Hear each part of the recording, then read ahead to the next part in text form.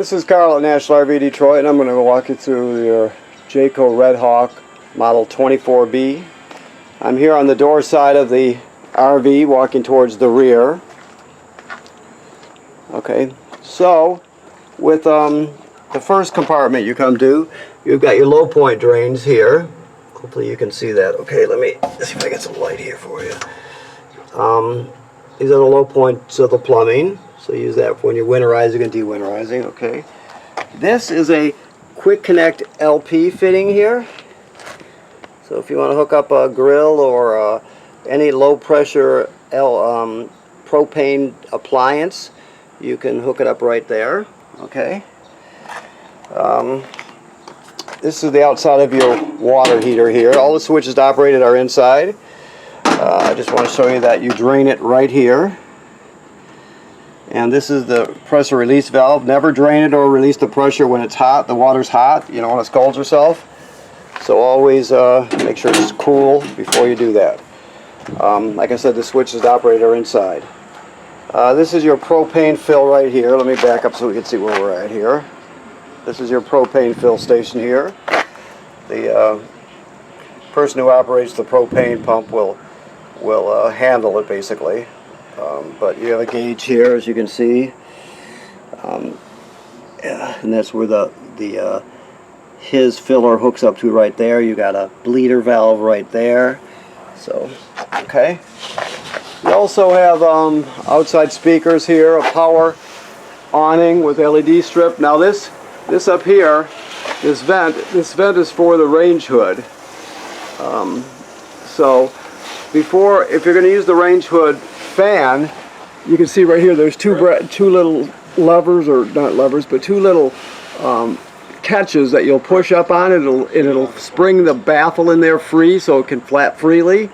So when you're venting using the fan, you're going to want that baffle to flap freely, otherwise you're going to keep it shut. So the only time you'll open that up is when you're using the vent fan on your range hood.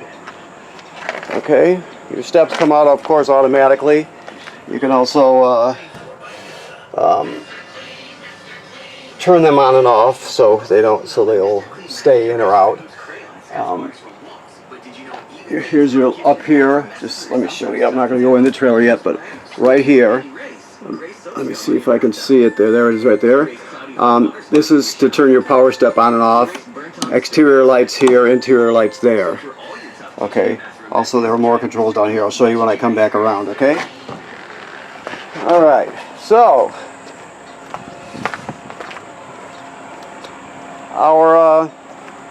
one of our techs will go through when it comes to the engine, about checking the fluids and all that sort of thing with you in person, so we'll go over that.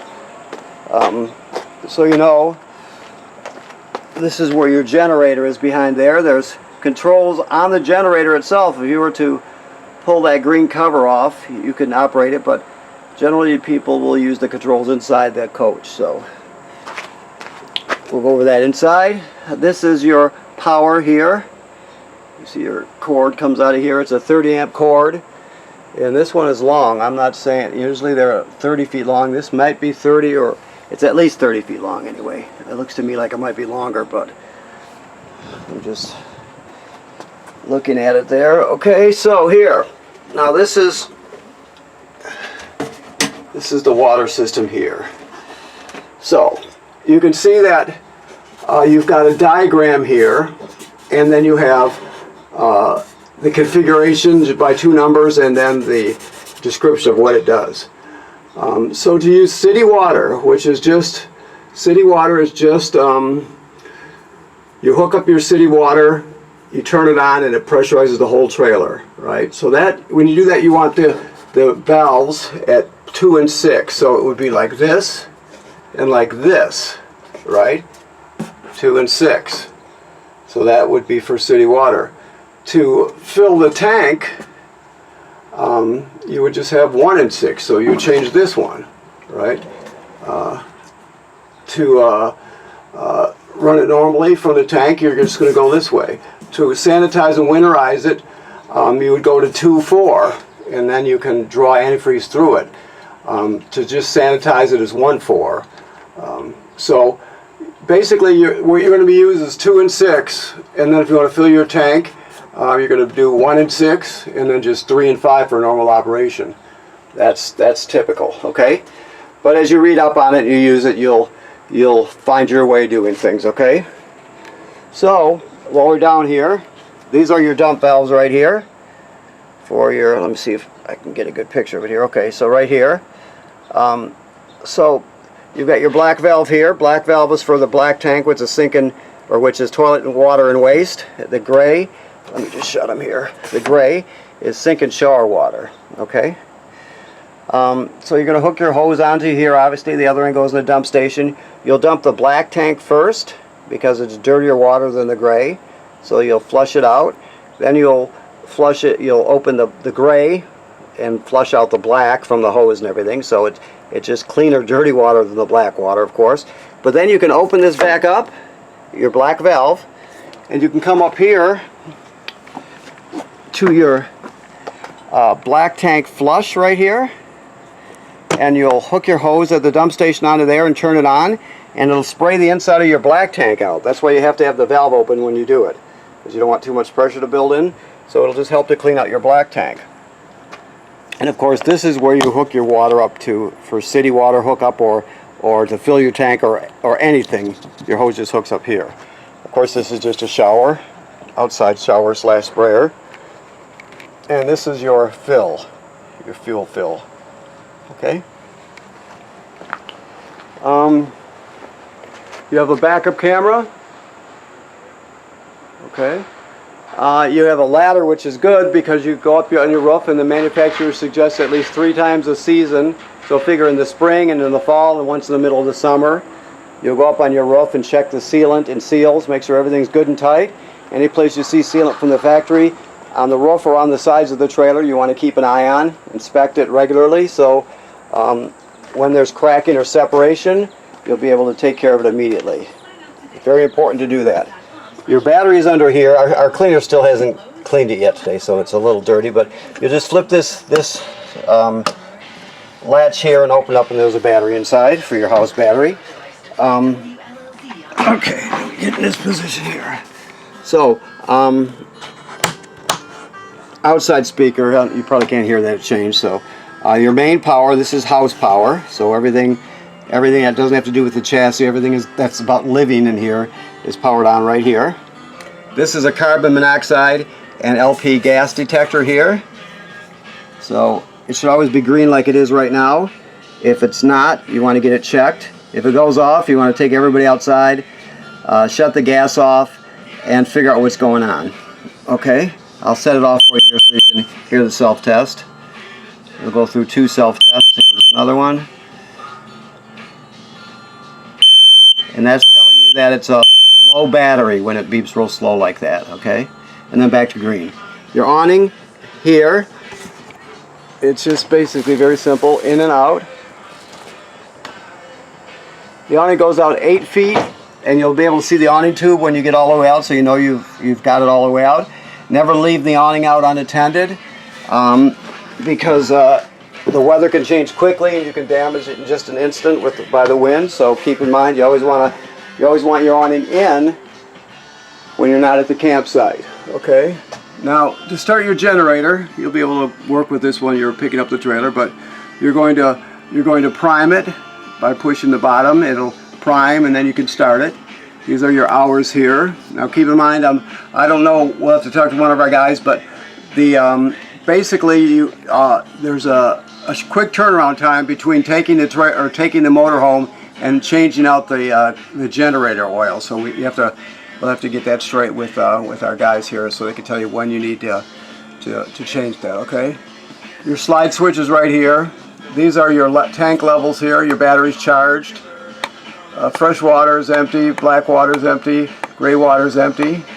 They fill up or they move up in 1/3 increments as they fill. Once you get past 2/3, you got to start thinking about dumping the gray and the black tank. Your water pump, I told you can fill the onboard tank. If you're going to a campground that the campsites do not have plumbing, you'll fill the onboard water tank by setting the valves in the fill tank position and you'll be able to fill the tank and then use this pump to pump it. Okay, you have tank heaters, which are like heating pads on all your holding tanks, which allow you to stay out longer in the fall and go out earlier in the spring, a little bit into the winter. LP gas, you can light it on the water heater on gas or on electric from here. Always make sure there's water in your hot water heater tank before you turn that on, all right? You got to make sure it's not empty because you don't want to dry fire it. Okay, so this is not, it says here this has been winterized, but we'll take this off. It's in the camping mode. It's ready to be camped in. I'm going to find the radio here and shut it off in a second here. Oh, it's up here. Okay. Let me just shut this off right now.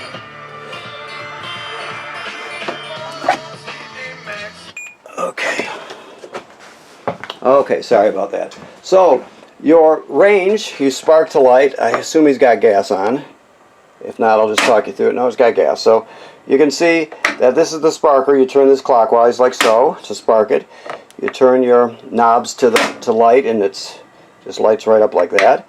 Now the oven's a little bit different. Down here on the bottom, all the way to the back, is a pilot light, right? So I can even spark it for you so you can see, I think. Let's see. Hopefully you can see that.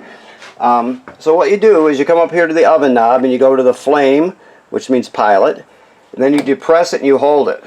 While you continue to hold it in, then you're going to spark this until the pilot light down here lights. Once the pilot light lights, you still hold it for another 10 seconds or so, and then you move to operating temperature, and it cycles like an oven does. But when you shut it off, obviously the flame goes off, but so does the pilot light. So you have to relight the pilot light each time you use it. Each time you use the oven, okay? Always travel with this shut. This is your range hood vent that I spoke to you about, the fan. Make sure you free up the baffle in the outside vent when you're running this. You got a light. Microwave works like any other microwave, except this is a convection, okay? Which is better, obviously. Your refrigerator is very simple. It's a gas absorption refrigerator. It's all automatic. It'll run on 110 AC or on LP gas. So all you're going to do is basically turn it on. A is automatic, and you see a picture of a plug, meaning the electricity takes parameters. So it always searches for electricity. If it can't find it, it'll switch to gas. Or if you're using, if you're camping and it's the middle of the night, let's say they have a power outage at the campsite, it'll automatically switch over to gas, okay? You can also select electricity only, gas only, but that's where you want to be. Automatic electricity, okay? Very simple.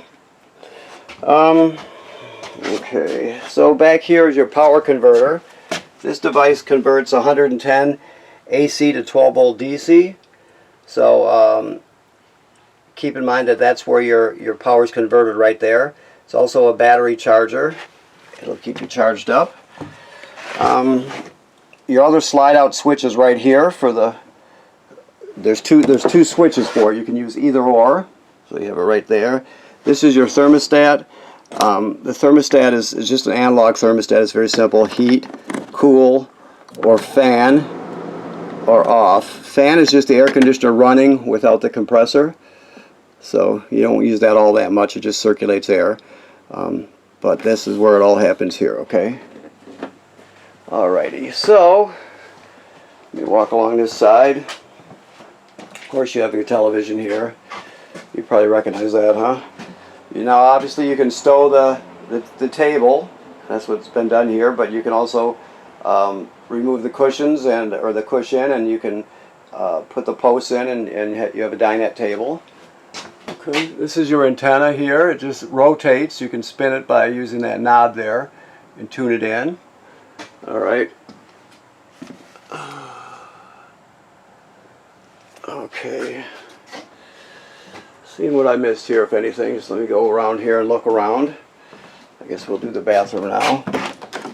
Okay, so the bathroom, sink and the shower work like any other sink and shower, of course. The thing you have to know about the toilet, if you've owned an RV, you already know this, but basically you can't use it without chemical or without a little bit of water in the black tank. The black tank is directly below. Alright, so what what you do is after you've plugged in your trailer and you hooked up the water, you'll come inside and you'll put your chemical right in the bowl there, whatever brand you use. You do 1 dose. Then you'll step on the pedal because there's water. This is just residual pressure now. Because there's water, it'll come swirling out, and you're going to stand on it till you put about 1 gallon or 2 of water in the tank. It doesn't have to be exact by any means. You just want to have some water in there and chemical when you start using it. That's very important. If you don't, you'll regret it. Trust me, it'll make you a real mess. So always use a little bit of water and your chemical before you start using the toilet. Okay. The rest of it is just self-evident furniture type things. We can go over that when you pick up your trailer. Also most of the chassis functions, but I'll show you a few of them here. Okay. This button here is kind of neat. This will, let's say your chassis battery goes dead and you can't start your vehicle. You can push that button and it'll engage the house battery that I showed you is under the step there, and it'll use that for starting the vehicle, for example. So you can get yourself out of trouble by using that, just pushing that button.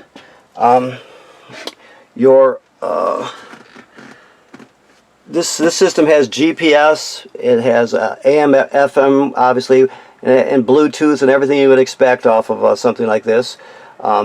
And also you can stream off a USB stick. You can pretty much do anything that's reasonable these days in a motorhome. So you can, like I said, you can take all your favorite albums on 1 USB stick, for example, and just take all of them and put them on 1 stick, and you can take them with you. Or you can stream your music, for example, from your phone or tablet. So there's a lot you can do with it. The rest of it is just normal things you would see in any vehicle, you know, your air conditioning and your fans and that sort of thing, okay? Alrighty. Let me back up here, look around once again, see if I forgot anything else. I think we've pretty much covered it for reference video. Now there's also a manufacturer's videos. There's also, every appliance in here will have an online video, for example, from the manufacturer. So if you just have the manufacturer and the model number, you put it in a search engine, you can find all kinds of stuff. Okay. Plus, there's a literature that comes with the trailer in these packets here, and basically there's a catalog for every single appliance that's in the trailer, and many of the components also. You'll have information on it here, so it's a ton of information. This is a simple sample toilet chemical. This has a water filter canister in it. If you want to use this carbon water filter, you can do it. Some people don't use it because they don't drink the water, but it will remove some solids, or actually it'll remove sediment. It won't do total dissolved solids. It'll do sediment, and it'll take away chemicals. Basically, it'll reduce, I'm told, 96% of the chlorine, for example, and light chemicals, and it'll also take away the bad smell that's associated with it, and the taste also. So, like I said, most people don't drink the water, but if you can use it, if you just use the shower too, it would be a handy thing to have. But if you do use the filter, you have to change it every season. So when you winterize in the fall, you'll throw this out, and when you de-winterize in the summer, you put a new one in for the new season. And this is the wrench that operates the canister also, okay? We can talk more about that, okay? So anyways, all right, I want to thank you very much for purchasing your trailer here at National RV Detroit. Like I said, there's tons of literature and all kinds of videos online that you can also refer to. Plus, you can call us anytime you need to, and we'll talk you through anything or do whatever it takes to get you headed in the right direction. So remember what I said about inspecting your roof. That's very important. Everybody who owns an RV has to inspect the roof or have somebody do it for them. And the manufacturer suggests 3 times a season. I mean, I told you spring and fall in the middle of the summer, but if you winter down in the south, for example, in the middle of the winter you'd inspect it, because you just figure every 3 months or so you want to take a look at it. Okay? Okay, thank you very much.